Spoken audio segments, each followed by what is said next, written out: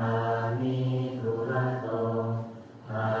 หังวันทามิทาตุโยอาหังวันทามิสัพพโสพุทธังธัมมังสังฆังปุเชมินะโมพุทธายะพระพุทธไตรรัตนญาณมานีนพรัตน์ศีสาหัสสะสุธัมมาพุทโธธัมโมสังโฆยะถาพุทโมนะพุทธบูชาธัมมบูชาสังฆบูชาอาทิทานังวารังวันตังสิวาริจมหาเถรังอาหังวันทามิทุระโตอาหังวันทามิทาตุโยอาหังวันทามิสัพพโสพุทธังธัมมังสังฆังปุเชมินะโมพุทธายะพระพุทธไตรรัตนญาณมานีนพรัตน์ศีสาหัสสะสุธัมมาพุทโธธัมโมสังโฆยะถาพุทโมนะพุทธบูชาธัมมบูชาสังฆบูชาอาทิทานังวารังวันตังสิวาริจมหาเถรังอาหังวันทามิทุระโตอาหังวันทามิทาตุโยอาหังวันทามิสัพพโสพุทธังธัมมังสังฆังปุเชมินะโมพุทธายะพระพุทธไตรรัตนญาณมานีนพรัตน์ศีสาหัสสะสุธัมมาพุทโธธัมโมสังโฆยะถาพุทโมนะพุทธบูชาธัมมบูชาสังฆบูชาอาทิทานังวารังวันตังสิวาริจมหาเถรังอาหังวันทามิทุระโตอาหังวันทามิทาตุโยอาหังวันทามิสัพพโสพุทธัง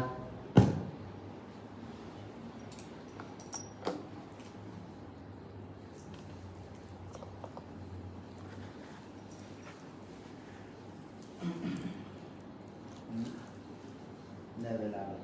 ครับ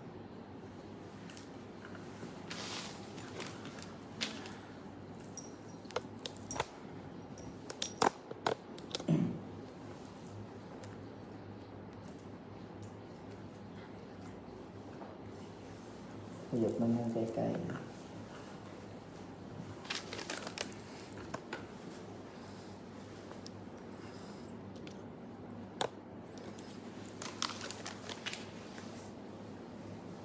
พุทโธเมนาโถพระพุทธเจ้าเป็นที่พึ่งอันประเสริฐของข้าพเจ้าธัมโมเมนาโถพระธรรมเป็นที่พึ่งอันประเสริฐของข้าพเจ้าสังโฆเมนาโถพระสงฆ์เป็นที่พึ่งอันประเสริฐของข้าพเจ้าที่พึ่งอื่นของข้าพเจ้าไม่มีพระพุทธคือปัญญาพระธรรมคือสัจจะพระสงฆ์คือความดีเป็นที่พึ่งอันประเสริฐของข้าพเจ้า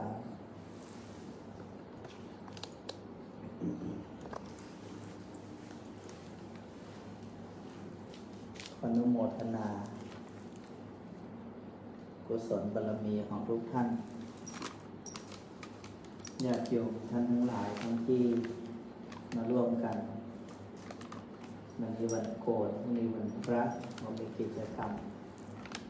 ในการถามตอบปัญหาธรรมเป็นการประเทืองปัญญาเป็นสิ่งที่ทำให้ธรรมะเนี่ยเข้าถึงพวกเราได้ง่ายที่สุดท่านบอกว่าฟังคิดถามเขียนรู้จักฟังสุตตะญาณรู้จักคิดก็เป็นจิตตมยปัญญาสุจิปุริสุฟังด้วยดีจิตตะคิดปุจฉาถามลิขิตเขียนฟังคิดถามเขียนถ้าไม่รู้ก็ต้องถามโดยเฉพาะการวางแผนชีวิตเรื่องของเส้นทางจิตสำคัญมากถ้าจิตเราผิดพลาดเนี่ยนะเดินทางจิตผิดเนี่ยก็ผิดอันอื่นก็ผิดแต่ถ้าจิตเราเดินทางถูกเป็นสัมมาทิฏฐิอันอื่นก็ถูกหมดนี่สำคัญเพราะฉะนั้นพวกเราทุกคนเนาะโยมพี่ๆทั้งหลายเราก็ให้รู้เนื้อรู้ตัวว่าเวลานี้เราคิดอะไรทำอะไรคิดทำอย่างมีสติสติแปลว่าการระลึกได้สัมปชัญญะการรู้ตัวคือระลึกว่าตอนนี้เรากำลังจะทำอะไรสภาวะที่เกิดขึ้นเป็นยังไงรู้ตัวทั่วพร้อมอยู่กับปัจจุบันนี่สำคัญเพราะฉะนั้นก็ทุกท่านทุกคนที่อยู่ทางบ้านด้วยก็ให้ตั้งใจ ปฏิบัติเดี๋ยวนี้ผู้รู้ก็มีมากนะผู้รู้ก็มีมากก็ดีแล้วที่ผู้รู้มีมากก็จะได้เป็นเครื่องกระตุ้นเนาะสร้างสังคมให้เป็นผู้รู้รู้กับไม่รู้นี่มันไม่เหมือนกันเหมือนเรารู้เวลาเราเดินทางเนี่ยมันก็ไม่ผิดนะพี่หมอนะเดินทางก็ไม่ผิดอย่างตอนเช้าโยมจากกองพลทหารลาบไม่ลืมขนาดตั้ง GPS มาวัดยางกวงก็ยังผิดเพราะแกไม่เคยมาไม่รู้เพราะนั้นหลงทางเสียเวลาเพราะนั้นอย่าหลงเนาะจิตใจของเราก็เหมือนกันสติสัมปชัญญะของเราเองก็ต้องรู้ตัวทั่วพร้อม วันนี้มีคำถามเนาะมีกี่คำถามอ่ะ4 คำถามครับมี4คำถามนะ4คำถามมีอะไรบ้างครับพ่อแม่สร้างหนี้ไว้แล้วเราก็ช่วยจนตัวเองลำบาก พอเราหยุดช่วยจะบาปหรือเปล่าอกตัญญูหรือเปล่า ทวนคำถามใหม่สิพ่อแม่สร้างหนี้ไว้เราก็ช่วยพ่อกับแม่เราก็ช่วยพ่อกับแม่จนตัวเองลำบากช่วยจะบาปหรือเปล่าถือว่าเป็นการอกตัญญูหรือเปล่าพอเราหยุดช่วยนะมันอยู่ที่ว่าพอเราหยุดช่วยเนี่ยจะบาปหรือเปล่าจะอกตัญญูไหม มันก็ต้องพูดเป็น2 คำตามตรงเนาะคำว่ากตัญญูกตเวทิตาคือระลึกถึงพระคุณท่านระลึกแล้วก็ตอบแทนพระคุณท่านแต่คำว่าตอบแทนพระคุณเนี่ยไม่ได้หมายความว่าจะต้องทุ่มสุดหัวสุดตัวก็ไม่ใช่ทุกอย่างก็มีกรรมเป็นของตน ช่วยเท่าที่ช่วยได้ เราไม่ทิ้งท่านอยู่แล้วแหละแต่ทีนี้พอไม่ได้ช่วยท่านก็อย่าไปคิดว่าเรานี่อกตัญญูอย่าไปคิด ไม่ใช่ อย่างโยมที่ถามมาเนี่ยเขาเป็นคนกตัญญูมากนะเขาถึงถามคำถามนี้เพราะอะไรเพราะเขามีความรู้สึกไม่ดีที่ไม่ได้ช่วยเหลือพ่อกับแม่เขาเลยเนี่ยเขาได้ทำหน้าที่ของลูกที่กตัญญูแล้วเพราะฉะนั้นไม่เกี่ยวกันคนละเรื่องมันเป็นกรรมของสัตว์มีหลายเคสแบบเนี้ยมีเยอะในสังคมเพราะฉะนั้นพ่อแม่ที่ดีนะเขาจะไม่มาถามพ่อแม่ก็ส่วนพ่อแม่ลูกก็ส่วนลูกในระหว่างเดียวกันนอกจากจะลูกกตัญญูแล้วก็ยังต้องประกอบด้วยพ่อแม่ที่มีคุณธรรมนี่พระอาจารย์ สอนไปหลายครอบครัวไอ้ประเภทที่แบบเลี้ยงลูกมาแล้วก็หวังจะพึ่งแต่ลูกกันเนาะมีนะพระอาจารย์ยกไว้เลยว่าคนละเรื่องลูกของคุณกตัญญูอยู่แล้วแต่คุณน่ะห่วยเองนะเป็นพ่อเป็นแม่อย่าไปทำตัวห่วยตื่นเช้าต้องปลุกมีทุกข์ต้องปลอบลูกทำชั่วต้องปราบกิริยาหยาบต้องปราบไม่ทำความเลวทรามให้ลูกเห็นไม่เล่าความลำเค็ญให้ลูกฟังเวลาให้สตังค์ตั้งสติส่งเสริมความดำริของลูกเป็นพ่อเป็นแม่ต้องรู้วิธีการสอน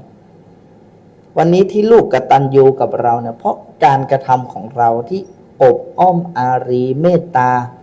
ปรารถนาดีแต่วันนี้ลูกหลายๆคนที่ไม่ได้ดูแลเราไม่ได้รักเราเหมือนที่ควรจะรักเนี่ยมันมีเหตุมีผลทั้งนั้นจะบอกให้พูดเรื่องกตัญญูเนี่ยไม่จบกตัญญูเนี่ยมันไม่นอกเหตุนอกผลถามว่าทำไมลูกจะต้องกตัญญูต่อพ่อแม่เพราะการกตัญญูนั้นเป็นแบบอย่างที่ดีของคนที่อยู่ข้างหลังลูกเห็นเราหลานเห็นเรามีความกตัญญูต่อพ่อแม่ปู่ย่าตายายเขาเองก็จะซึมซับซึมซาบแต่ในระหว่างเดียวกันเราเอาความกตัญญูมาเป็นอะไรอุปกรณ์ในการทำร้ายลูกเสียเองทำร้ายหลานเสียเองไม่มีพ่อแม่ดีๆที่ไหนเขาคิดมีเยอะพระอาจารย์ก็ต้องตอบตรงๆพูดตรงๆอย่างนี้มันไม่ได้หมายความว่าพระอาจารย์ตอบพวกเราแบบนี้แล้วเนี่ยจะไปเชียร์ลูกให้อกตัญญูไม่ใช่แต่พ่อแม่ที่ฟังอยู่เวลานี้เนี่ยคุณจะต้องรู้ตัวเองว่าคุณเป็นพ่อแม่ที่สมบูรณ์แบบหรือยังเมื่อก่อนพระอาจารย์พูดแต่เรื่องลูกต้องกตัญญูจนลืมพูดหน้าที่ของพ่อแม่บางทีพ่อแม่ไม่ได้ทำหน้าที่ของตัวเองแต่ลูกจะต้องกตัญญูไหมต้องกตัญญูเพราะว่าท่านเป็นผู้ให้กำเนิดเกิดเรามานั่นต้องกตัญญูอยู่แล้วแต่จะไปทุ่มสุดหัวสุดตัวเอาจนชนิดลำบากลำบนตัวเองและไม่สามารถช่วยเหลือตัวเองได้ชีวิตไปไม่เป็นท่าอย่างเงี้ยอันนั้นไม่ได้เรียกความกตัญญูวันนี้พ่อแม่สร้างนี่สิ่งสำคัญที่สุดพระอาจารย์บอกพวกเราแล้วว่าถ้าลูกกตัญญูเนี่ยสิ่งที่ต้องให้พ่อให้แม่เนี่ยให้พระรัตนตรัยพ่อแม่มีปัญญากับพ่อแม่ไม่มีปัญญาเนี่ยต่างกันนะเพราะนั้นวิธีในการแสดงความกตัญญูของพระพุทธเจ้าเนี่ยพระองค์แสดงไว้อยู่แล้วนะคือเกื้อกูลด้วยทรัพย์สินเนี่ยมีอยู่ไม่ใช่ไม่มีแต่สิ่งแรกที่พระองค์ให้เกื้อกูลก็คือปัญญาอย่างการที่เราให้คุณพ่อคุณแม่เราระลึกพระรัตนตรัยเนี่ย พุทโธเมนะโถธัมโมเมนะโถสังโฆเมนะโถเนี่ยมันเป็นการตัดไฟแต่ต้นลมเป็นการตัดภาระหรือปัญหาอันจะเกิดขึ้นถามว่าพ่อแม่ก็ไม่ใช่พระอรหันต์เขาก็ยังเป็นปุถุชนไม่ได้แบบหมายความว่าเขาจะไม่มีกิเลสไม่ได้เขาโลภมาเขาอยากจะทำอะไรเขาอยากจะนี่เขาก็ไม่ได้คิดก็จะคิดเสียเพียงแค่ว่าอ๋อเขามีลูกเดี๋ยวลูกก็มาจ่ายหนี้ให้เขาจะซื้อเขาจะทำอะไรเขาจะไปสร้างหนี้เขาก็ไปทำไม่ใช่พระอาจารย์ไม่ใช่พระหลับหูหลับตาเทศนะแต่บางคนก็ไม่กล้าจะพูดแบบนี้เพราะวันนั้นเป็นพ่อเป็นแม่ก็นั้นพ่อแม่โยมไม่ใช่พ่อแม่พระอาจารย์ ก็จำเป็นจะต้องพูดกันตรงๆแบบนี้ว่า พวกเราในฐานะคนเป็นพ่อคนแม่คน อย่าเวอร์เกินไป อย่าเอาคำว่ากตัญญูเนี่ยมาทำร้ายใครถ้าคุณคิดแบบนั้นว่าคุณสร้างหนี้อะไรก็ได้เนี่ยแล้วทำลูกคุณจะต้องมาชดใช้ให้เนี่ยเป็นการแสดงความกตัญญูเนี่ยคุณเป็นพ่อแม่ที่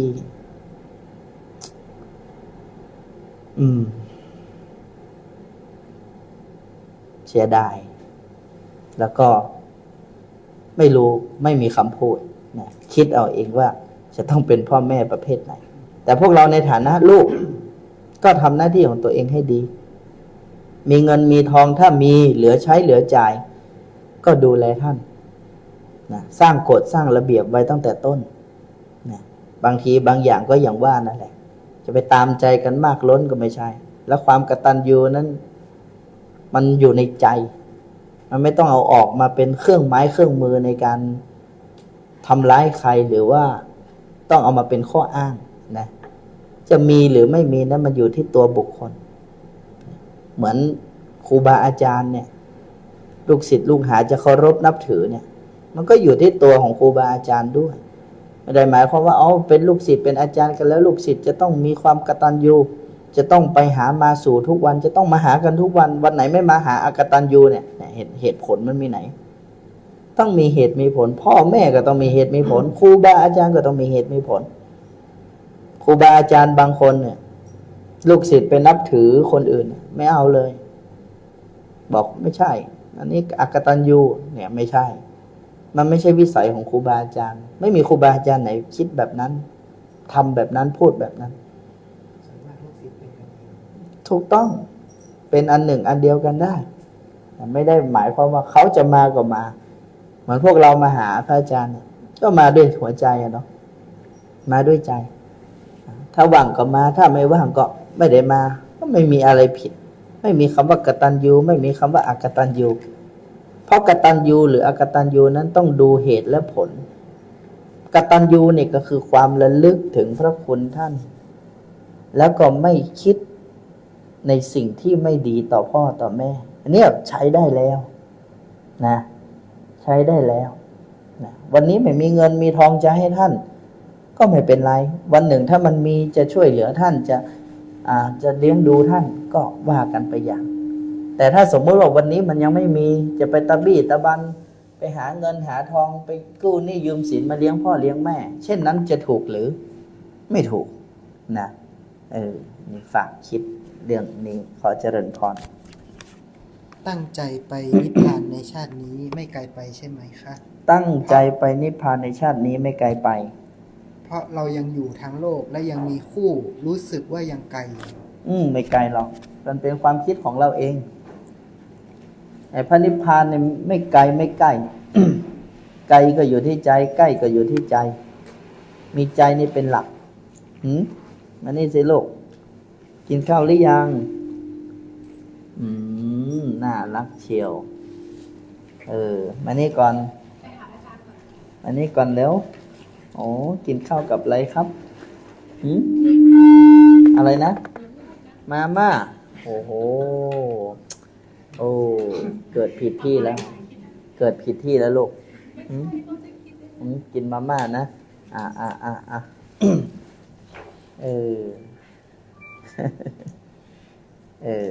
เมื่อกี้ถามว่าอะไรนะตั้งใจไปนิพพานในชาตินี้ไม่ไกลไปไม่ไกลไปใช่ไหมไม่ไกลไปพวกเราเนี่ยที่นั่งอยู่ตรงนี้ไปนิพพานได้หมดเห็นอริยสัจสี่หรือเปล่าถ้าเห็นอริยสัจสี่ไปได้หมด ในรัตนปริตบอกว่ายังไงพระโสดาบันผู้เห็นอริยสัจสี่ถึงแม้ว่าจะเป็นผู้ประมาทนะเป็นผู้ประมาทอย่างที่สุดก็เกิดไม่เกิน7 ชาติเห็นไหมนะคนละเรื่องกันนะขอให้เห็นอริยสัจสี่ถ้าเห็นอริยสัจสี่แล้วเนี่ยไม่อยากแต่ถ้าวันนี้โยมบอกอยากไปนิพพานแต่โยมยังไม่รู้จักอริยสัจสี่นะอันนี้ยากสำหรับโยมแต่ถ้าโยมจะอยู่ที่ไหนก็ตามไม่ได้ เป็นศาสนาพุทธก็ตาม แต่โยมเห็นอริยสัจสี่เนี่ยไม่จำเป็นต้องเห็นพระพุทธเจ้าก็ได้นะจำไว้นะการเข้าถึงธรรมเนี่ยนะต่างศาสนาก็เข้าถึงได้ขอให้เห็นอริยสัจสี่โยมจะเป็นพุทธจะเป็นคริสต์อิสลามพราหมณ์ฮินดูซิกเซเว่นอีเลเว่นอะไรก็เรื่องของโยมเถอะแต่โยมก็สามารถเข้านิพพานได้หมดขอให้โยมรู้สี่อย่างรู้อะไรเป็นทุกข์ขันธ์ห้านี้เป็นทุกข์ใช่หรือไม่เหตุแห่งทุกข์คือการยึดมั่นถือมั่นในขันธ์ห้านี้ใช่หรือไม่ทางดับทุกข์คือการละวางปล่อยในขันธ์ห้านี้ใช่หรือไม่และปฏิบัติตามอริยมรรคมีองค์8มีสัมมาทิฏฐิเห็นชอบเป็นต้นเห็นไหมถ้าโยมเข้าใจอย่างนี้แล้วนะนิพพานไม่ไกลนิพพานไม่ใช่ของนอกโลกนะโยมนะฤาษีปอนไม่ใช่ของนอกโลกนิพพานอยู่ที่เราคือนิพพานการดับไปซึ่งตัณหานั่นแหละนิพพานถ้าตัณหามันอยู่ในไหนก็อยู่ในขันธ์ห้านี่ฮะความอยากได้นะความอยากเป็นไม่อยากได้อยากเป็นกามตัณหาภวตัณหาวิภาวตัณหามันเกิดในไหนเกิดในสังขารนี้ ถ้าดับได้เนี่ยเรียกว่าเราเนี่ยพวกเรามนุษย์ของเราเนี่ยนะโชคดีที่มีอุปกรณ์ให้ถึงนิพพานก็คือขันธ์ห้าแต่ถ้าไม่มีขันธ์ห้าเนี่ยนะมันก็พูดยากเหมือนกันนะมันเห็นทุกข์ยากอย่างนั้นพรหมโลกเทวโลกเขาก็ไปง่ายพรหมโลกเทวโลกเนี่ยเขาไปยากกว่าเราเพราะอะไรเขามีความสุขมากกว่าความทุกข์เขาไม่ค่อยเห็นนะขันธ์ของเขามันสบายกว่าของเราเขาไม่ต้องกินเขาไม่ต้องถ่ายเข้าใจไหมโยมแต่ของเรามันเห็นทุกข์ง่ายมันเห็นสุขยากเพราะว่ามันเห็นทุกข์ง่ายเห็นสุขยากนี่แหละนั่นแหละมันจะเอื้ออำนวยนิพพานในตัวของเราเองเพราะนั้นสำหรับญาติโยมที่บอกว่าอยู่กับคู่ครองจะไกลจากนิพพานไหมโอ้โหยิ่งอยู่กับคู่ครองในละใกล้นิพพานเลยเพราะอะไรตัวเรื่องมากมันอยู่ข้างกายโยมนั่นน่ะโยมได้จับสบายเลยอันนี้คือตัณหาอะไรกามตัณหาภวตัณหาวิภวตัณหานี่คือความไม่สบายใจนี่คือความทุกข์ใจโอ้โหโยมได้ปั่นอริยสัจสบายเลยนะเพราะอะไรเพราะว่าคู่กรณีอยู่ข้างกาย เอาสาธุครับบางคนบอกพระรัตนตรัยไกลตัวเลยต้องพึ่งวัตถุมงคลและเครื่องรางของขลัง อะไรนะบางคนบอกพระรัตนตรัยไกลตัวเลยยังต้องพึ่งวัตถุมงคลและเครื่องรางของขลังนั่นแหละที่จริงเครื่องรางของขลังเนี่ยโยมยังไกลตัวมากกว่าพระรัตนตรัยเพราะอะไรถึงไกลตัวเพราะมันอยู่นอกตัวส่วนพระรัตนตรัยอยู่ในไหนอยู่ในตับไตไส้พุงของเราอยู่ในขันธ์ห้าอยู่ในกายใจอยู่ในธาตุสี่คือรูปอยู่ในเวทนาอยู่ในสัญญาอยู่ในสังขารอยู่ในวิญญาณอยู่ในธาตุสี่อยู่ในความรู้สึกอยู่ในความจำอยู่ในการปรุงแต่งอยู่ในอายตนะพระรัตนตรัยเนี่ยอยู่ในขันธ์ห้าถามว่าทำไมพระรัตนตรัยอยู่ในขันธ์ห้าก็ปัญญาไงปัญญาที่เห็นว่าเนี่ยไม่ใช่ตัวใช่ตนของเราเห็นไหมเผลอๆโยมจับวัตถุมงคลเนี่ยโยมยังหวงวัตถุมงคลเลยเห็นไหมทางไปนิพพานคือดับขันธ์ห้านี่นะดับตัณหาความอยากนะแล้วพวกเราลองคิดดูว่าระหว่างดับตัวเองเนี่ยยังยากไม่พอหรือยังโยมยังจะไปสร้างวัตถุอื่นขึ้นมาคิดว่าอันนั้นเป็นของง่ายที่จริงไม่ง่ายแต่เป็นอุปกรณ์เราไม่ว่ากันโยมคิดไว้เฉยๆคิดเองเฉยๆว่าพระรัตนตรัยเป็นของไกลที่จริงไม่ไกลพระรัตนตรัยคือปัญญาเราปัญญาที่มีในอ่องอเขาเนี่ยมีอยู่ในใจเขาเนี่ยปัญญาพระรัตนตรัยคืออริยสัจคือทุกข์ทุกข์มีในไหนทุกข์มีในวัตถุมงคลเหรอทุกข์มีในวัตถุมงคลเหรอวัตถุมงคลมีรูปมีนามเหรอมันไม่ครบมีแต่รูปนามมันไม่มีแต่เราเนี่ยสิมีรูปมีนามนะมีอริยสัจอยู่ในนี้คือทุกข์เหตุแห่งทุกข์อยู่ในนี้ทางดับทุกข์อยู่ในนี้ และบุคคลผู้จะประพฤติในอริยมรรคมีองค์8ก็วัตถุมงคลก็ทำแทนเราไม่ได้ วัตถุมงคลสาธุขอให้ข้าพเจ้าเข้าถึงพระนิพพานได้ไหมไม่ได้เหมือนโยมจะขึ้นรถบัสรถทัวร์เครื่องบินน่ะโยมไม่ก้าวเท้าขึ้นน่ะโยมนั่งบอกว่าขอให้ยังไงขอให้ตัวของโยมลอยไปหรือว่าขอให้สิ่งนั้นมายกโยมไปเองได้ไหมไม่ได้เห็นไหมอุปมาอุปไมยง่ายที่สุดแล้วนะอันนั้นนิพพานอยู่ในตัวเรานี้นะพระรัตนตรัยอยู่ในตัวของเรานี้แต่เพียงแค่เราไม่เข้าใจโยมไปเข้าใจว่าพระรัตนตรัยคือพระพุทธเจ้าพระพุทธเจ้านิพพานไปแล้วอยู่ไหนก็บ่ฮู้เบ้ยเราจะไปเสาะหาก็บ่ฮู้ละอยากเห็นไหม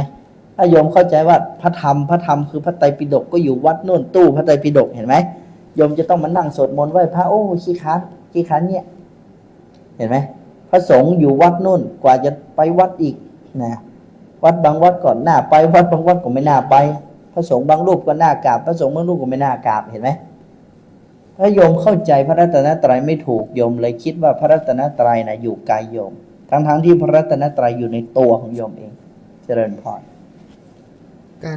การระลึกพระรัตนตรัยกับการฝึกมโนนึกถึงพระต่างกันไหมครับการระลึกพระรัตนตรัยกับการฝึกมโนต่างกันยังไงที่จริงแล้วเกื้อกูล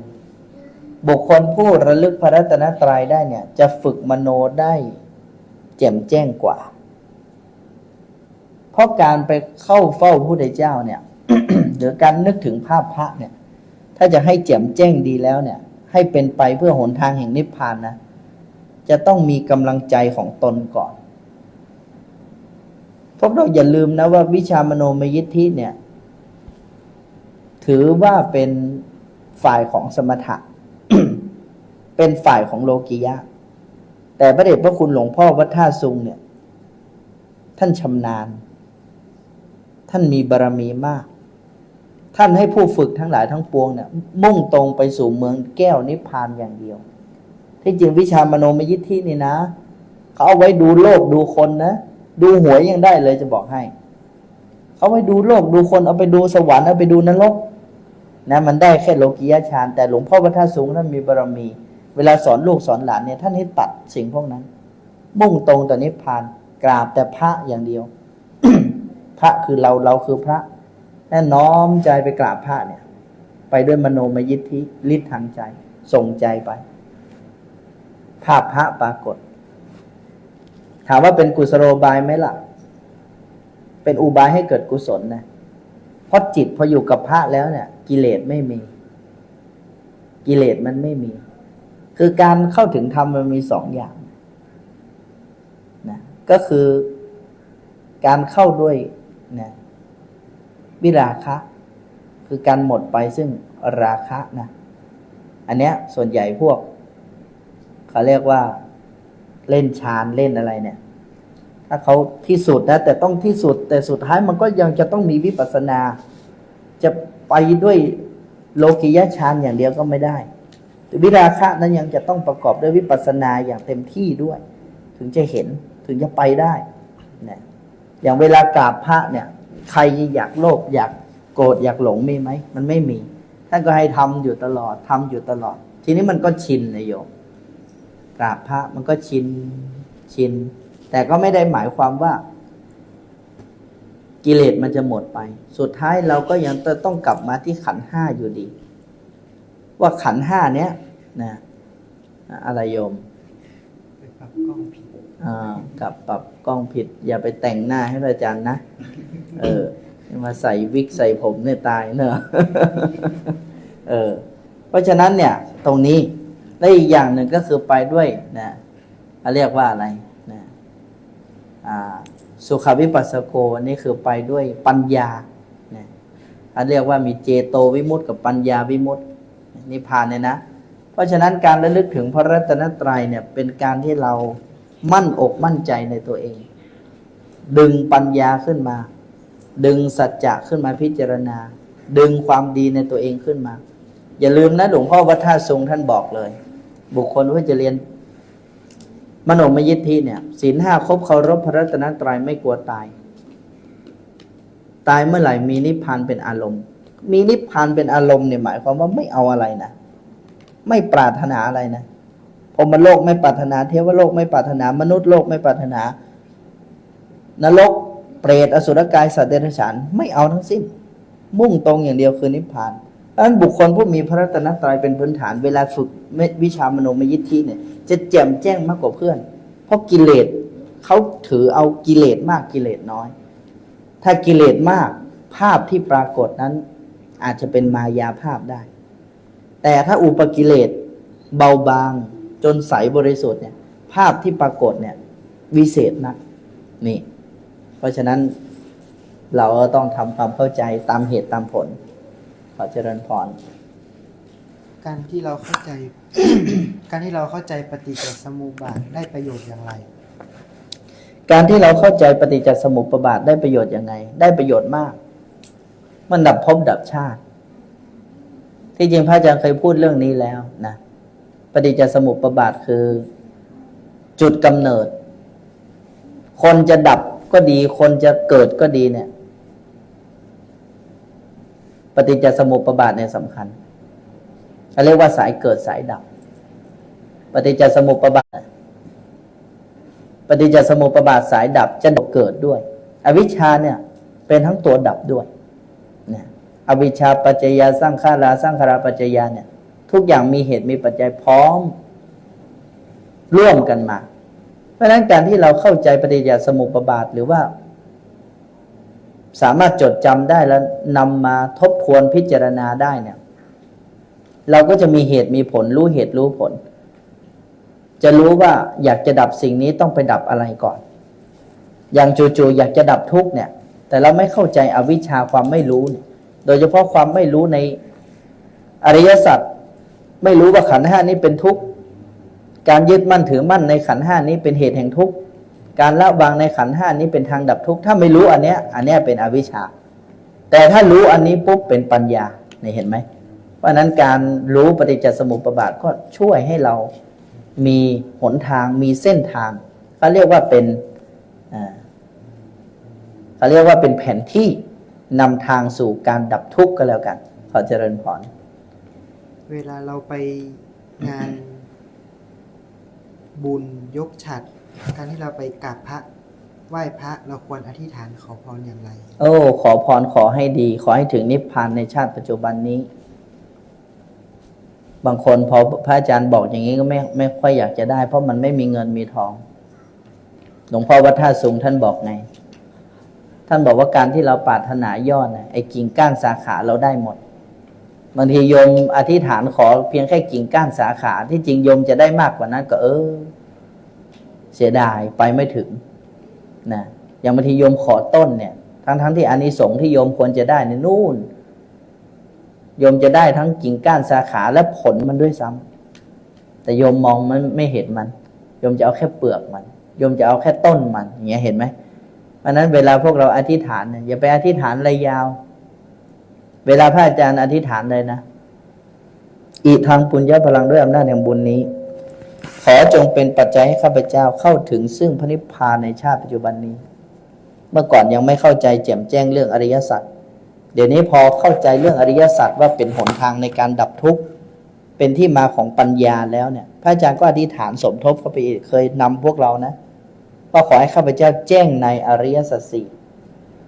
รู้ทุกข์รู้เหตุแห่งทุกข์รู้ทางดับทุกข์และสามารถที่จะปฏิบัติในอริยมรรคมีองค์8ได้อย่างแก้วกล้าสามารถด้วยขันติและปัญญาของตน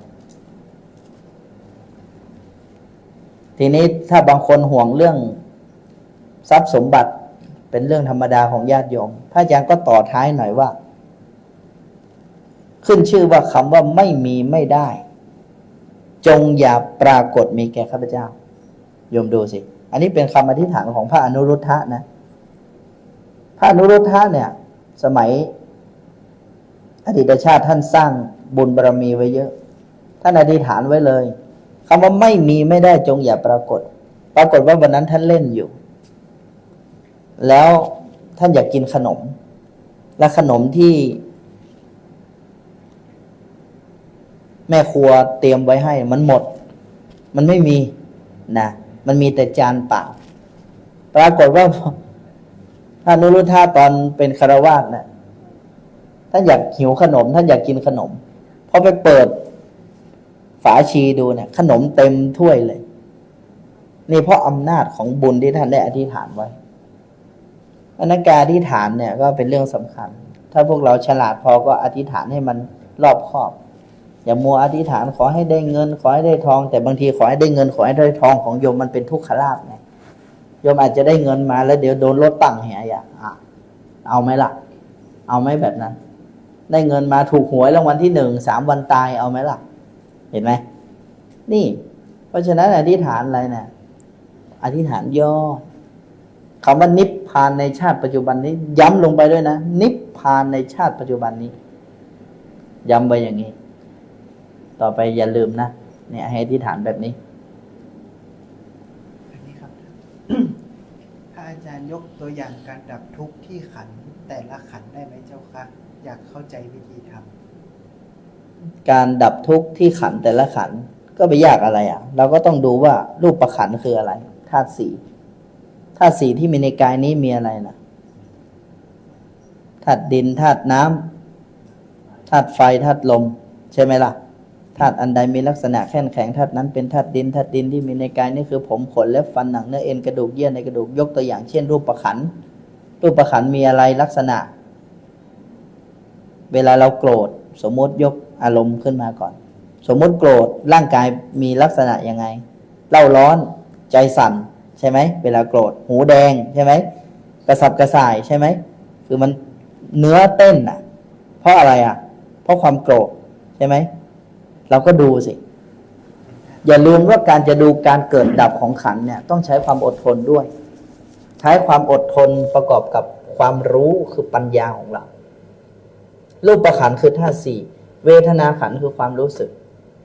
สัญญาขันธ์คือความจำสังขารขันธ์คือการปรุงแต่งวิญญาณขันธ์คือการรับรู้นี่ทีนี้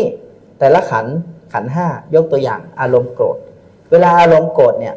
รูปขันธ์มีความรู้สึกกระสับกระส่ายใจเต้นนะหน้าแดงตาแดงนี่เป็นรูปขันธ์เพราะเกิดในธาตุสี่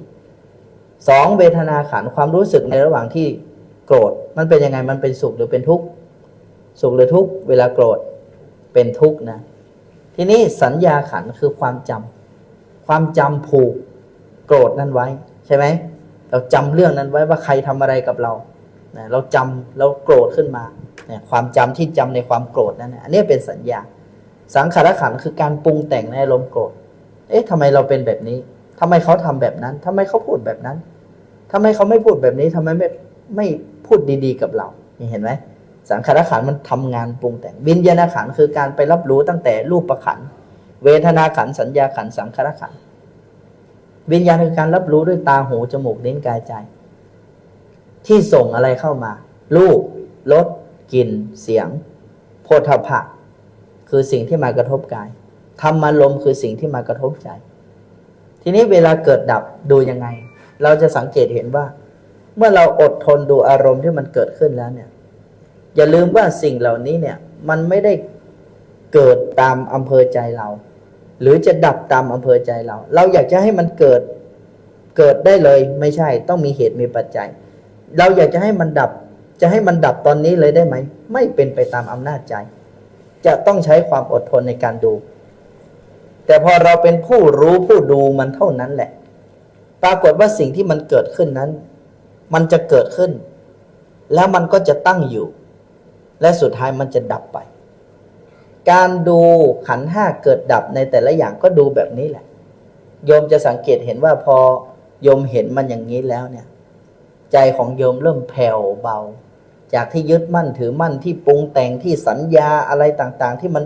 จำได้และอยากจะไปปรุงแต่งมันเนี่ย มันรู้ละเราไม่ปรุงแต่งมันละเพราะมันหยุดชะงักมันเหมือนกงล้อเนี่ยที่มีอะไรมาขวางอยู่เนี่ยนะมีไม้เข้าไปเสียบดูเนี่ยกลัดมันเนี่ยมันหมุนไม่ได้ตัวรู้ตรงเนี่ยมันไปทำหน้าที่ไม่ให้มันหมุนนะพอไม่ให้มันหมุนปุ๊บมันก็จะค่อยๆดับไปทีละตัวแต่ว่าการดับของแต่ละอันนั้นก็มันจะไม่พร้อมกันหรือบางทีก็อาจจะพร้อมกันแต่ถ้าที่พระอาจารย์สังเกตดูตัวเองมันไม่พร้อมกันบางอย่างรูปดับไปก่อนบางอย่างเวทนาดับไปก่อนบางอย่างสัญญาสังขารวิญญาณดับไปก่อน บางอย่างดับพร้อมกัน หรือบางอย่างค่อยๆดับ มันจะดับไม่พร้อมๆกัน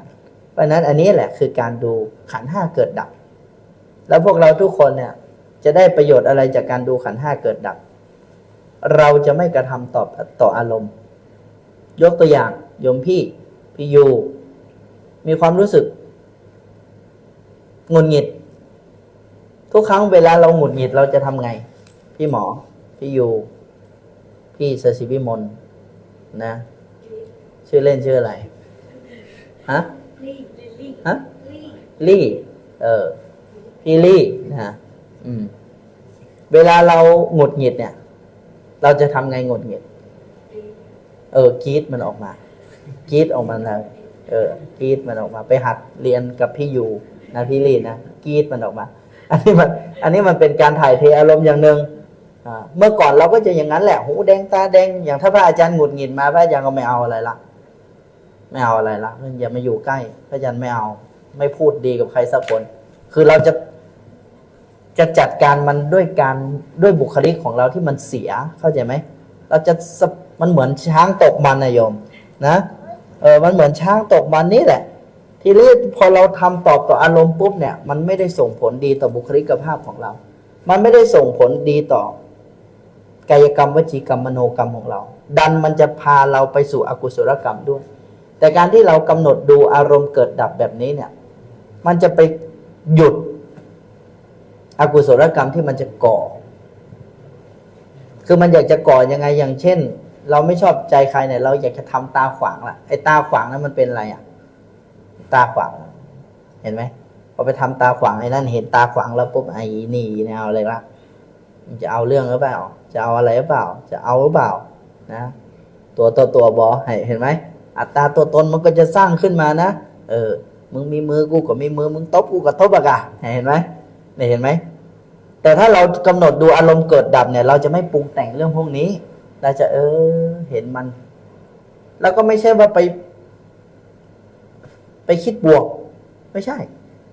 การดูอารมณ์เกิดดับคือดูตรงๆมันหงุดหงิดก็รู้ว่ามันหงุดหงิดมันโกรธก็รู้ว่ามันโกรธแต่รู้มันว่ามันกำลังมีความรู้สึกยังไงอยู่กับปัจจุบันขณะดูมันแต่การที่โยมดูมันนั่นแหละเป็นเหตุการดับไปของอารมณ์เนี่ยเกิดจากการเห็นอารมณ์จำไว้นะเห็นเป็นเหตุดับเป็นผลอยากจะดับทุกอันใดจงเห็นทุกอันนั้นแล้วก็อย่าไปอยากดับหรือกลมันก็คือโยมจะต้องรู้กลมันถ้าโยมอยากดับมันโยมต้องเรียนรู้ให้มากนี่เห็นไหมเพราะฉะนั้นการดูขันธ์ห้าดูอย่างนี้นะดูอย่างนี้แล้วก็ดูไปเรื่อยๆนะดูไปเรื่อยๆดูไปเรื่อยๆเก็บแต้มไปเรื่อยๆนี่แหละคือการเจริญอริยมรรคและการดูแบบนี้แหละเป็นหนทางแห่งนิพพาน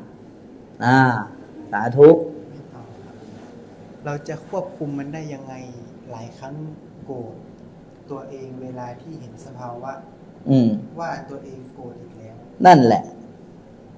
พ่อโยมไม่เข้าใจว่ามันเป็นสภาวะธรรมชาติเวลาโยมโกรธโยมหงุดหงิดตัวเองเพราะโยมไม่ชอบอารมณ์แบบนี้เป็นวิภาวะตัณหาทั้งที่อารมณ์แบบนี้เป็นตัวของเราไหมไม่ใช่เราสามารถบังคับบงการเป็นไปตามอำนาจใจของเราไหมไม่ใช่เห็นไหมไม่ใช่นะไม่ใช่โยมจะโกรธก็รู้ว่ามันโกรธโยมจะเกลียดก็รู้ว่ามันเกลียดมันจะเป็นยังไงก็รู้มันเฉยๆโดยที่โยมไม่ต้องไปปรุงแต่งว่าโอ้ยไม่ดีเลยไม่อยากให้มันมีเลยนี่แหละมันเป็นตัณหาเป็นอะไรเป็นเหตุแห่งทุกข์เพราะฉะนั้นเวลาโยมโกรธโยมเครียดอะไรมาเนี่ยมองตรงๆโดยไม่ต้องไปทำความรู้สึกผิดกับมันแค่นี้เรื่องก็จบละมองตรงๆโดยไม่ต้องไปรู้สึกผิดกับมันเพราะมันไม่ใช่ตัวตนของเราก็แค่นั้นเองเพียงแค่ต้องทำให้ถูกถ้าเข้าใจถูกเดี๋ยวก็ทำถูกเองเมื่อก่อนพระอาจารย์ก็ไม่ได้เข้าใจแบบนี้พระอาจารย์ก็ยังคิดโอ้ตายแล้วเว้ยปฏิบัติขนาดนี้กูยังเกลียดอยู่ประเดี๋ยวนี้เนี่ยได้ประเดี๋ยวนี้อย่าเครียดอย่าเกลียดอย่าโกรธอย่าโกรธอย่าเครียดไม่เห็นห้ามได้สักอย่างตบเนนกูวัน ยิ่งบอกอย่าโกรธอย่าโกรธนี่มันไม่เอาอะไรสักอย่างเลยถ้าบีบคอได้ก็จะบีบละเห็นไหมแต่พอเรามาเข้าใจเรื่องนี้เป็นยังไงมันโกรธกูกำลังโกรธความโกรธกำลังเกิดขึ้นกับจิตกำลังมีความโกรธกำลังปรุงแต่งจิตกำลังถูกความโกรธปรุงแต่งเพราะฉะนั้นก่อนจะไปดูเกิดดับเนี่ยโยมต้องระลึกพระรัตนตรัยเป็นบาดฐานรู้จักวิธีการทักอารมณ์ด้วยนะแล้วก็เสริมเติมด้วยการธาตุทั้ง4พิจารณากาย6ขั้นตอนเพื่อลดอัศมิมานะในใจของตนลดสักยทิฏฐิในกายในขันธ์5ของตนเจริญพร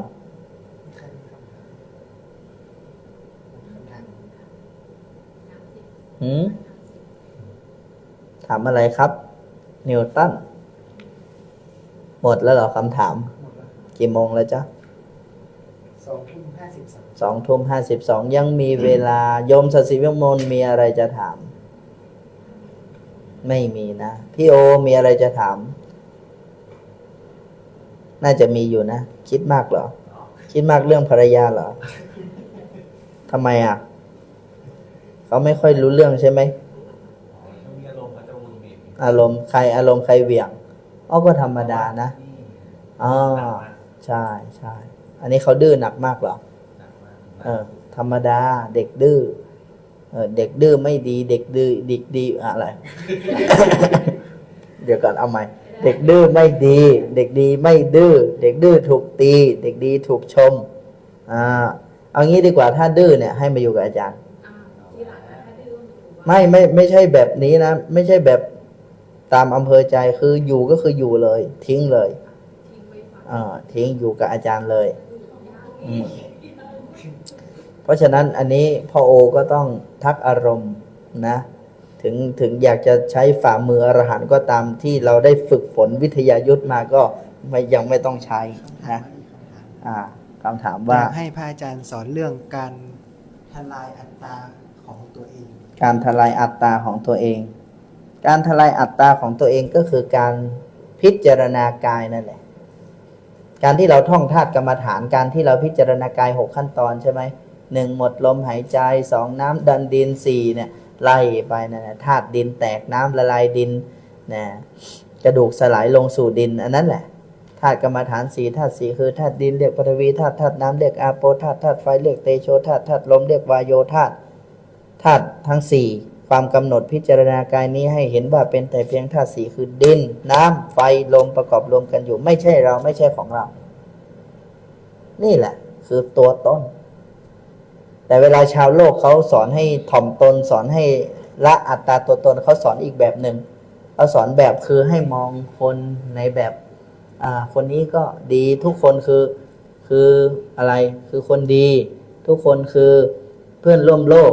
ก็จะสอนกันแบบนี้เพื่อไม่ให้มีตัวตนใช่ไหมแต่ในความเป็นจริงความคิดแค่นั้นเนี่ยไม่สามารถที่จะไปทลายอัตตาตัวตนของตัวเองได้คนที่จะทลายอัตตาตัวตนของตัวเองได้คือเห็นว่าตัวเองเนี่ยเดี๋ยวก็ตายห่าแล้วโยมพี่โอเข้าใจไหมเดี๋ยวมันก็ตายแล้วนะมันอยู่ไม่นานหรอกมันอยู่ไม่นานเดี๋ยวมันเกิดขึ้นเดี๋ยวมันตั้งอยู่เดี๋ยวมันดับไปพอมันเห็นมันรู้อย่างนี้นะมันจะเริ่มละสักยะทิฏฐิในตนนี่แหละการละสักยะทิฏฐิคือตัดที่ตัวเองก่อนแต่ถ้าตัวเองไม่สามารถตัดที่กายของตัวเองใจของตัวเองได้นะโยมจะไปละอัตตาตัวตนจากคนอื่นเนี่ยเป็นไปไม่ได้เลยพระอาจารย์เคยทำแล้วนะพระอาจารย์เคยทำเคยเห็นมันด้วยเคยมองว่าอย่าไปมีอัตตาตัวตนเลยสุดท้ายมันเป็นการละครโยมนะ acting ดีมากเลยสุดท้ายภายนอกเนี่ยดูเหมือนจะแบบไม่มีอัตตาไม่มีตัวตนแต่ภายในนี่ปัทโถลึกล้ำยิ่งกว่าผู้จบวิทยายุทธมาอีกใช่ไหมข้างนอกนี่สวัสดีครับสวัสดีค่ะใช่ไหมเดี๋ยวนี้มันช่วงหาเสียงใช่ไหมโอ้ยหันหมากับหมาหันเสากับเสาอ่อนน้อมถ่อมเห็นไหมเห็นไหมมันเหมือนภายนอกมันเหมือนจะแบบไม่มีตัวตน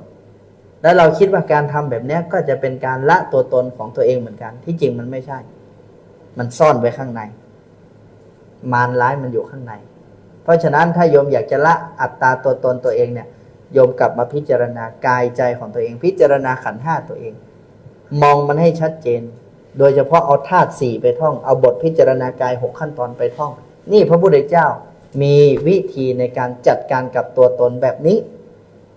นี่คือเห็นว่ากายใจนี้ไม่ใช่เราไม่ใช่ของเรานั่นแหละพอเข้าใจอย่างนี้ปุ๊บมันก็ไม่มีละอัตตาตัวตนมันเกิดจากอะไรอ่ะศักดิ์ศรีมานะนั่นแหละโยมใช่ไหมฉันเก่งฉันดีอย่างนั้นอย่างนี้นะฉันสวยฉันเลิศฉันหล่อกว่าฉันดีกว่าฉันรวยกว่าเห็นไหมไอ้สิ่งเหล่านี้มันจะไปมีขี้หมูขี้หมาอะไรโยมสุดท้ายมันก็ตายเข้าไปเหี่ยวหมดอ่ะนั่นแหละเพราะฉะนั้นจะละตัวตนก็ให้ละที่กายใจของตัวเองตัดขันธ์ห้าของตัวเองเป็นสำคัญถึงจะละได้อย่างมั่นคงขอเจริญพรหมดคำถามแล้วนิวตันมีคำถามอะไรจะถามสมมติว่าพ่อแม่ทิ้งหนูแล้วทำไงนิวตันฮะนิวตันครับพ่อแม่ให้หนูอยู่วัดหนูจะทำยังไงนิวตันมานี่มานี่มาตอบปัญหาพระอาจารย์ว่าทำไมหนูถึงดื้อมาฮะทำไมหนูถึงดื้อหนูลองบอกคุณพ่อคุณแม่สิหนูไม่ได้อยากดื้อครับพ่อแม่หนูแค่เฟี้ยวหนูแค่เป็นตัวของตัวเองหนูอายุเท่าไหร่แล้วครับปีนี้กี่ขวบแล้วครับโยมทำความเข้าใจนะว่าเขาอยากดื้อหรือว่าเขาอยากจะได้ความสนใจจากเราเอาให้ดีนะโยมนี่พระอาจารย์ก็เป็นเด็กมาก่อนพวกเราก็เป็นเด็กมาก่อนไม่ใช่หรอพระอาจารย์ก็เป็นเด็กดื้ออย่างนี้แหละเรารู้สิว่าเรามันอะไรอ่ะแต่ว่าเราตอนนั้นมันยังคิดไม่ได้มันก็ต้องใช้กายเนี่ยใจของเขายังไม่รู้เรื่องเหตุเรื่องผลโยมเขาไม่มีเหตุมีผลลงในใจของเขานี้แต่เขาแสดงมันออกมาถ่ายเทอารมณ์เนี่ยคือการถ่ายเทอารมณ์ของเขาตามความรู้สึกของเขาด้วยการอะไรดื้ออะไรมันไม่ได้ดื้อเราอาจจะมองว่าดื้อแต่เขาไม่ได้คิดว่าดื้อนั่นคือเขากำลังแสดงตัวตนของตัวเองออกมาอยากให้พวกเราทุกคนได้เห็นตัวตนของเขาคือเขาอยากมีมนุษยสัมพันธ์กับพวกเรานั่นแหละเพราะนั้นลึกๆของเขาเนี่ยคือตั้งใจเพื่ออะไรทำเพื่ออะไรโยมคิดว่าเด็กสักคนหนึ่งพ่อแม่บอกว่ารำคาญเพราะไม่เข้าใจที่เราดื้อเขาจะรู้สึกไงเห็นไหมดังนั้นเรื่องพวกนี้เป็นเรื่องไม่ธรรมดาเราจะต้องเข้าใจพวกเราเองก็เป็นเด็กมาก่อนพวกเราก็ต้องรู้ว่าต้องทำยังไงต้องคิดยังไงถ้ารู้ต้องทำยังไงคิดยังไงอย่างเนี้ยตอนนี้เขาดื้อเชื่อสิไอ้ดื้อแบบนี้นะโตมาสงบหมดเลยโยมรู้เปล่าสงบอย่างโอ้โหสงบโยมเข้าใจคำว่าสงบไหมมันจะรู้ของมันเองนะเชื่อพระอาจารย์สิเมื่อก่อนพระอาจารย์ก็อย่างนี้แหละเผาบ้านคนอื่นก็มีนะเมื่อก่อนนะเอาควายไปปล่อยบ้านเขาก็มีเอาวัวเอาควายไปปล่อยที่ไหนก็ไม่รู้แล้วก็เถียงเก่งมากเลยโอ้มีหลักมีการมากเลยโอ้ชาวบ้านทั้งหมู่บ้านเกลียดโยมคิดดูสิไม่ใช่รักนะโอ้โคตรชังเลยนะจะบอกให้ไอ้เราก็ไม่รู้เนาะมันเกี้ยมันรู้จักเกี้ยไหมเกี้ยก็คือไม้สนติดไฟโยมก็คิดว่าเราจะไปดังไฟช่วยเขาที่ไหนได้เราเอาไปโยนใส่กองไม้ที่เขาเตรียมไว้เป็นฟืนแล้วมันอยู่ข้างบ้านมันก็ไปทั้งหลังเลยโยมเอ้ยมาขนาดพระอาจารย์มาเป็นเด็กวัดอยู่วัดโลกโมลีนี่งานศิลปะตอนนั้นครูสลาแกะงานไม้ช้างสวยงามมากโอ้โหพระอาจารย์ก็โอ้ยงามจริงๆเลยอยากจะบูชาด้วยการเอาธูปเอาเทียนไปบูชาปรากฏว่าพอปักธูปปักเทียนแค่นั้นแหละโยมตกมาเช้านึงโอ้โหเหลือแต่ตอหม้อดำทื่อไปหมดเลยนะเขาก็ตามหาเลยโยมเอ้ยไอ้ใครคนไหนยังไงโอ้โหกล้องวงจรปิดที่ปั๊มน้ำมันตอนนั้นเป็นปั๊มเจ็ตโยมยังไม่ได้เป็นปตท.ทุกวันนี้ไอ้เด็กอะไรวะเนี่ย มันมาบูชายันอะไรของมันไม่รู้วัดโลกโมลีนะพระอาจารย์ก็เผามาเรียบร้อยแล้วกุฏิทั้งหลังโยมนะยุงมันเยอะ ยุงไม่ใช่ยุงมันเยอะพระอาจารย์ก็เลยจะไล่ยุงยังไงพระอาจารย์เลยไปจุดธูปแล้วทีนี้ไฟธูปมันตกพระอาจารย์ก็ไม่รู้แล้วห้องพระอาจารย์เนี่ยโอ้โหอาสนะตลปัดเชื้อเพลิงทั้งนั้นเนาะพระอาจารย์ก็ไม่รู้แล้วตอนนั้นพระอาจารย์มีกุมารทองอยู่อันหนึ่งเนี่ยตัวเนี่ยเรซินอันใหญ่เท่านี้แหละบูชากุมารหน่อยเว้ยเอาธูปนั้นปักหน้ากุมารเลยดันไปเผาชุดไทยของกุมารน่ะก็เลยลามทั้งหมดเลยนะวันนั้นยังจำได้หลวงปู่อายุ70 กว่าอุ้มนะโอ่งมังกรอันเท่านี้เนี่ยเอามาดับไฟเนี่ยเจ้าวาดวัดโลกโมลีกระโจนเข้าไปในไฟได้มาอย่างเดียวนะในกระเป๋าเงินวัดได้มาแค่นั้นนอกนั้นพอทุกอย่างสงบเรียบร้อยทุกคนก็มองเราแบบเอาไปไว้ที่ไหนดีวะ ตอนนั้นเนี่ยพระอาจารย์เป็นเด็กตอนนั้นน่าจะป .4 นะอันนี้ป อะไร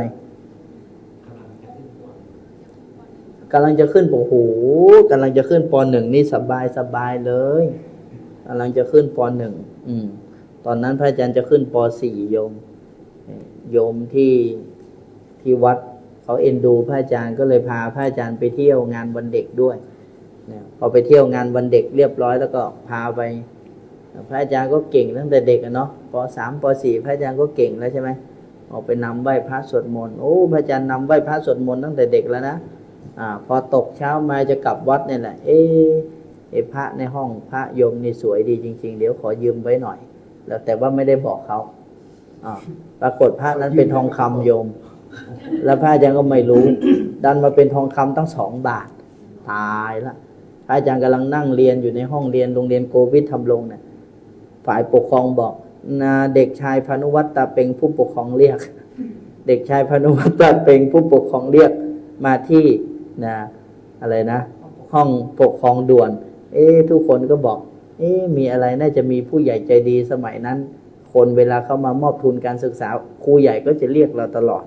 นะเพราะว่าเราเป็นเด็กวัดน่ารักน่าเอ็นดูทีนี้ขอยืมแต่ไม่บอกรอบนี้พระอาจารย์ก็คิดว่าเดี๋ยวกูจะได้ทุนการศึกษาเดี๋ยวกูจะมาเลี้ยงพวกมึงเอง บอกกับเพื่อนในห้องนะพอไปห้องปกครองเท่านั้นแหละโอ้โหเจ้าวาดวัดโลกโมลีทำตาเขม็ง ไปกลับวัดอะไรนะผมยังเรียนไม่เสร็จนะทำไมให้ผมกลับวัดนะพอกลับไปถึงวัดแค่นั้นแหละทั้งตำรวจทั้งทุกอย่างเต็มไปหมดเลยโยมเขาก็ถามพระอาจารย์นะเนี่ยที่ผ่านมาที่ไปบ้านโยมเนี่ยได้ไปเอาอะไรมาหรือเปล่านะแล้วเขาบอกไม่ได้เอาอะไรมาเลยของมีค่าไม่ได้เอามาเลยไม่มีอะไรเอามาเลยถามไป3 ครั้ง 4 ครั้งสุดท้ายเขาก็ถามว่าพระเนี่ยได้ไปหยิบมาหรือเปล่าไม่บอกตั้งแต่แรกก็บอกว่าของมีค่าเนี่ยผมก็ไม่ได้บอกว่าพระตั้งแต่แรกเนี่ยอาจารย์ก็เลยบอกพระเนี่ยเอามาอยู่เหมือนกัน เกือบแล้วโยมนะพระอาจารย์เนี่ยตอนนั้นเนี่ยดื้อมากแต่เราไม่รู้เรื่องนะเราไม่รู้เรื่องไม่รู้อะไรตอนนั้นนี่จำได้นะเขาไปติดต่อสถานพินิจไว้เรียบร้อยละแต่ว่าอายุมันยังไม่ถึงไปสถานพินิจไม่ได้เขาก็เลยไปดูบ้านเด็กชายให้เขาไปติดต่อให้เรียบร้อยแล้วตอนนั้นเนี่ยถ้าพระอาจารย์ไปบ้านเด็กชายวันนี้พระอาจารย์ไม่ได้มานั่งพูดกับโยมละนะโชคดีวันนั้นโอ้โหทั้งพระเนนในวัดทั้งเจ้าอาวาสไม่คุยกับอาจารย์น่าจะอาทิตย์หนึ่งไปคุยกับใครไม่มีใครคุยด้วยสักคนเลยคือมันเหลือบักกว่าแรงเนาะมันคงจะเหนื่อยกันมากเพิ่งจะเผาวัดได้ไม่กี่อาทิตย์ มึงไปเล่นทองบ้านโยมไปก็ ไอเราก็ไม่คิดว่ามันเป็นทองนี่โยมไอเราก็ไม่รู้นะเราก็ไม่รู้ไอเราก็ชอบของเรานะเนาะพระก็เราก็คิดว่าพระนะโยมแต่เราก็ไม่รู้ว่ามันจะขนาดนั้นเราก็แค่หยิบมาเองนะซื่อๆก็คือแค่ได้ก็หยิบมาเลยเนี่ยมันไม่ได้ขอเนาะถ้ามันเป็นเรซินคงไม่มีปัญหาใครไม่ต้องตามเนาะนี่ทองตั้ง2 บาทโยมนี่วีรกรรมพระอาจารย์เพราะฉะนั้นอันนี้จะเป็นผลบุญนะนี่ดูมือดูเท้าสิครูบานิวตันดูมือสิโอ้โหลายมือเหมือนพระอาจารย์เลยเว้ยนะนิวตันลายมือเธอเหมือนพระอาจารย์เลยดูสิจะได้เป็นเจ้าวาดองค์ต่อไปหรือเปล่าวะเนี่ยนะ เนี่ยลายมือเหมือนพระอาจารย์เลยเนี่ย โอ้มาอยู่วัดดีกว่าเนาะโอเค วันนี้อยู่วัดเลยดีไหมฮะดีว่ะ เพราะฉะนั้นเข้าใจเขาเนาะนะคุณพ่อคุณแม่ก็เข้าใจลูกเนาะมีคำถามมาจะเอาไปของพรุ่งนี้เลย คำถามว่าไงหนูอยากรู้ว่าทำไมเราถึงรู้สึกไม่ชอบความคิดของคนในครอบครัวเลยรู้สึกแปลกแยกจากที่บ้านทั้งคนในบ้านและหมู่บ้านเหมือนที่นี่ไม่ใช่ที่ของเราและนิสัยของหนูไม่ชอบทำตัว ไม่ชอบในตัวหนูคือสิ่งที่คนในครอบครัวทำอยากวางแต่ไม่รู้วิธีวางโอ้โหอันนี้เนี่ยก็อย่างบ้าโยมเป็นลูกก็จริงเป็นครอบครัวก็จริงแต่ไม่ได้หมายความว่าทุกคนนะมันจะมาด้วยความรักความเมตตากันโยมรู้ไหมว่าทุกคนที่มาอยู่ร่วมกันมาอยู่เป็นครอบครัวกันนะบางทีมาด้วยแรงกรรมมาด้วยแรงกรรมโยมเมื่อก่อนฆ่ากันมาก็มีตีกันมาก็มีจะบอกให้เป็นอริศัตรูกันนี่แหละมาเกิดในท้องเดียวกันมาอยู่ในครอบครัวเดียวกันมาเป็นพี่เป็นน้องกันอยู่บางพี่น้องบางคนก็รักกันหัวแตกอ่ะไม่ใช่รักกันหัวแตกรักกันมากบางคนก็ตีกันหัวแตกบางคนเห็นไหมโยมครอบครัวบางคนทำไมมันรักเราจังเลยแต่กับครอบครัวเรา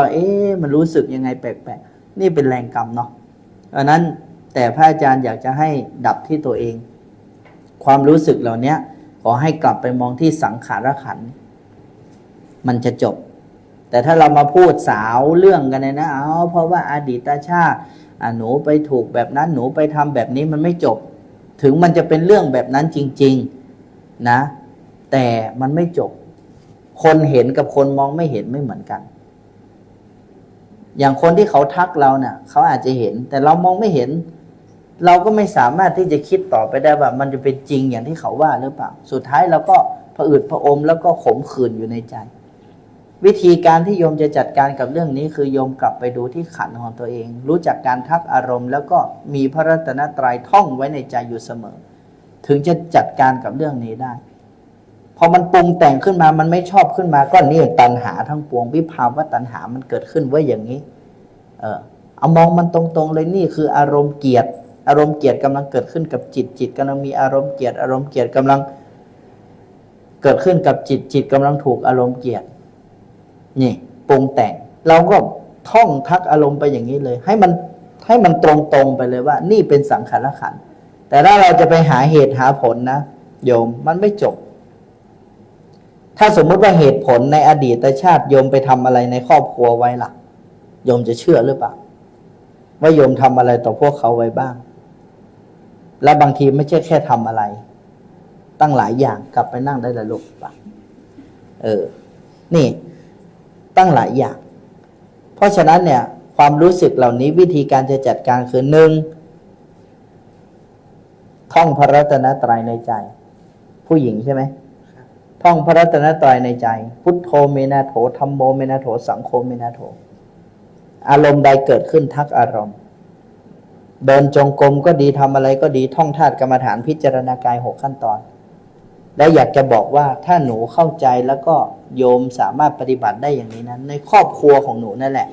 จะส่งเสริมการปฏิบัติของหนูมากเวลาเราเจอทุกข์ประสบกับปัญหาในเราอย่าไปหนีเพราะนั่นเป็นครูของเราจะบอกให้เป็นเครื่องฝนสติฝนปัญญาเราโดยเฉพาะแต่พวกเราไม่ค่อยชอบเพราะพวกเราไม่รู้พวกเราอยากจะไปอยู่ที่สบายพวกเราอยากกินของหวานไม่ชอบของขมแล้วเป็นยังไงโยมจะได้อะไรอย่างทุกวันนี้พระอาจารย์ยังช้ำใจตัวเองอยู่เลยท่อง A ถึง Z ได้นะแต่เขียน A ถึง Z ไม่ได้โยมไม่งงมากเลยเพราะอะไรเพราะเราขี้เกียจเรียนหลบจบไปเองนั่นแหละเห็นไหมเราไม่ฝึกฝนกับปัญหาอุปสรรควันนั้นเราลบป๊อตลบแป๊บโยมเข้าใจครับลบไปคนนั้นขอคนนี้ช่วยทีขอคนนี้ช่วยทีเนี่ยเห็นไหมแล้วผลที่เกิดขึ้นคือวันนี้มาได้สักสักสักหาวอย่างสักอย่างภาษาอังกฤษอังกฤษเนี่ยนี่มีงานที่ต่างประเทศตั้งเยอะนะทั้งยุโรปทั้งญี่ปุ่นทั้ง โอ้โหถ้าวันนี้พระอาจารย์จะไปไหนเนี่ยไปได้สะดวกสบายเลย แต่วันนี้พอพระอาจารย์ออกนอกประเทศปุ๊บเหมือนคนใบ้หูเรื่องเวลาสักอย่างมันเกิดจากอะไร เพราะความมักง่ายของอาจารย์ในวันนั้น ที่พระอาจารย์ไม่พยายามแก้ปัญหาอุปสรรคด้วยตัวของตัวเอง มันเลยไม่ฝึกฝนตัวเอง ปัญญาเลยไม่ใช่เป็นของตัวเองนี่พระอาจารย์อุปมาให้ฟังเหมือนกับปัญหาที่เกิดขึ้นกับโยมตอนนี้โยมจะรู้สึกยังไงก็ตามกับครอบครัวโยมไม่เป็นไรโยมกลับมาอยู่ที่ตัวเองวันนี้โยมยังไปไหนไม่ได้แต่ถ้าวันหนึ่งโยมไปไหนได้ก็ไปกันเพื่อไม่ใช่ห้ามหรอกแม่ก็ถ้าโยมมีเงินแล้วโยมจะไปซื้อบ้านซื้อช่องอยู่ที่ไหนโยมก็ไปแต่ถ้าโยมตอนนี้โยมยังไปก็ไม่ได้แต่อยู่ก็อึดอัดต้องแก้ที่ไหนถ้าไปแก้ที่พ่อที่แม่ที่ญาติที่พี่ที่น้องโอ้ยุ่งเลยโยมเลยเป็นประสาทกินก่อนแก้ที่ตัวเองกลับมารู้สึกตัวเองกลับมาทักอารมณ์ทักตรงกลับมาเรียนรู้เรื่องนี้และเรื่องนี้จะช่วยโยมได้อย่างมหาศาล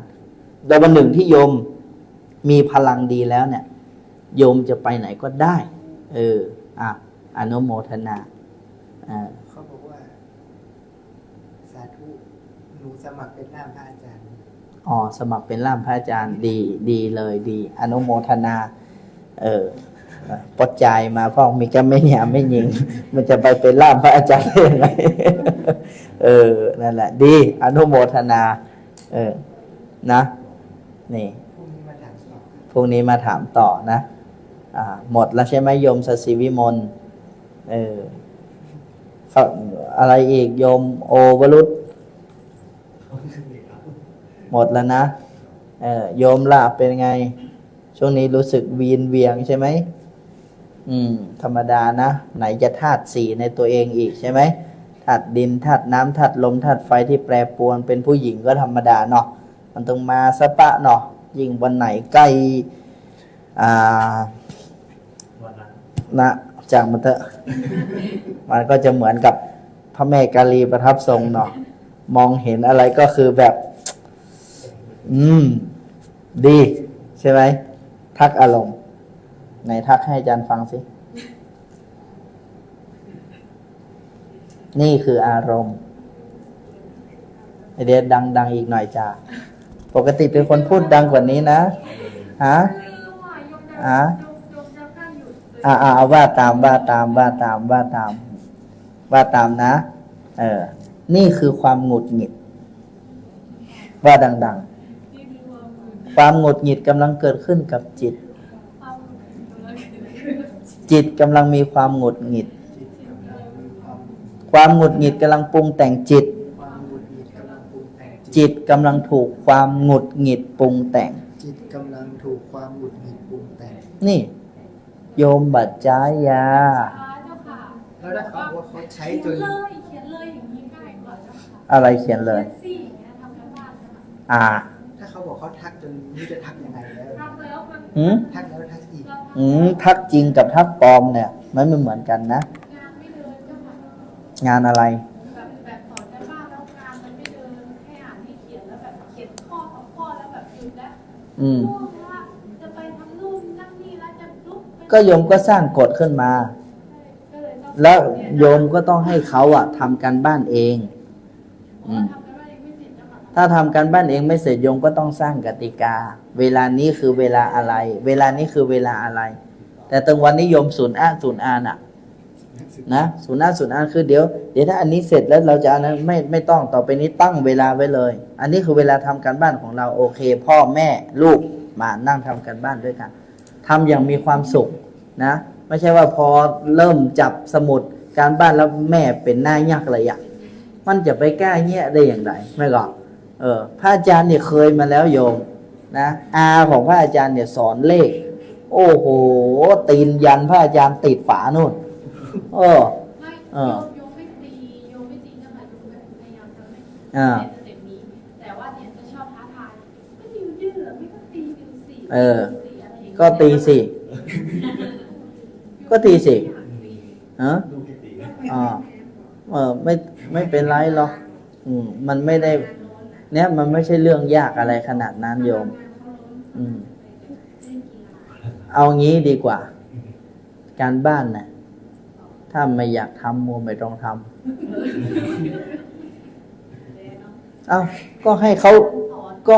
ก็ให้เขารู้ด้วยตัวของตัวเองว่า เวลาไม่ทำการบ้านเป็นยังไงเราอาจจะไม่เตียแต่ว่าปุ่นไปโรงเรียนแล้วมันจะอายมันจะรู้ตัวของมันเองโยมบางสิ่งบางอย่างเนี่ย เราต้องสอนมันแบบนี้ คือให้ต้องรู้จักเขาเรียกว่าต้องรู้จักด้วยตัวของตัวเองประสบการณ์ด้วยตัวของตัวเองอันนี้พระอาจารย์สายสอนแบบฮาร์ดคอร์นะตายจากมันเลยไปเลยนี่ของพระอาจารย์นี่เนาะแต่บางคนบางทีแล้วพ่อแม่หงุดหงิดก็เพราะว่านี่มันจะหนีกันเปล่าๆก็ค่อยๆสอนค่อยๆเรียนรู้ตั้งเวลาให้เขาหรือพวกเราอย่าลืมนะพวกเราพ่อแม่และลูกอายุแค่นี้นะการสอนการทำทุกอย่างต้องมีจิตวิทยาเพราะนั้นสิ่งที่แม่กับพ่อมือใหม่จะต้องทำคือไปเรียนจิตวิทยาในการสอนลูกเป็นหมอก็ต้องมีจิตวิทยากับคนไข้เห็นไหมยิ่งในวัยเด็กเนี่ยต้องใช้จิตวิทยานำหมดเลยใช่ไหมโยมจะไปใช้เหตุผลตรงๆเนี่ยโยมนั่นแหละจะเป็นประสาทลูกโยมไม่เป็นไรหรอกเอาแล้วนะมีอะไรอีกไม่มีแล้วครับ ไม่มีวันพรุ่งนี้ปล่อยปลากี่โมง 4:30 เชิญชวนญาติโยมนะพรุ่งนี้ปล่อยปลา4:30อันนั้นในอะไรในเฟซหรอ Facebook ครับ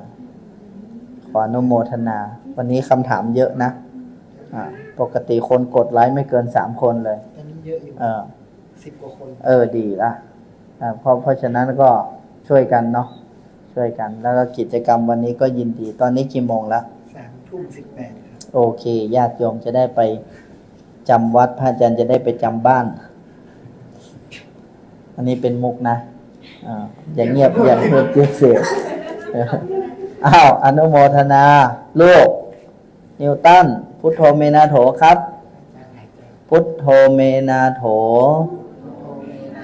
พระพุทธเจ้าเป็นที่พึ่งอันประเสริฐของข้าพเจ้าพระพุทธเจ้าเป็นที่พึ่งอันประเสริฐของข้าพเจ้าธัมโมเมนาโถธัมโมเมนาโถพระธรรมเป็นที่พึ่งอันประเสริฐของข้าพเจ้าพระธรรมเป็นที่พึ่งอันประเสริฐของข้าพเจ้าสังโฆเมนาโถสังโฆเมนาโถพระสงฆ์เป็นที่พึ่งอันประเสริฐของข้าพเจ้าพระสงฆ์เป็นที่พึ่งอันประเสริฐของข้าพเจ้าที่พึ่งอื่นของข้าพเจ้าไม่มีที่พึ่งอื่นของข้าพเจ้าไม่มีพระพุทธคือปัญญาพระพุทธคือปัญญาพระธรรมคือความจริงพระธรรมคือความพระสงฆ์คือความดีพระสงฆ์คือความดีเป็นที่พึ่งอันประเสริฐเป็นที่พึ่งอันประเสริฐของข้าพเจ้าของข้าพเจ้า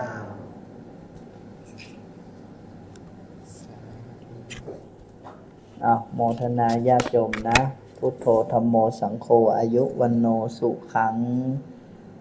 พลัง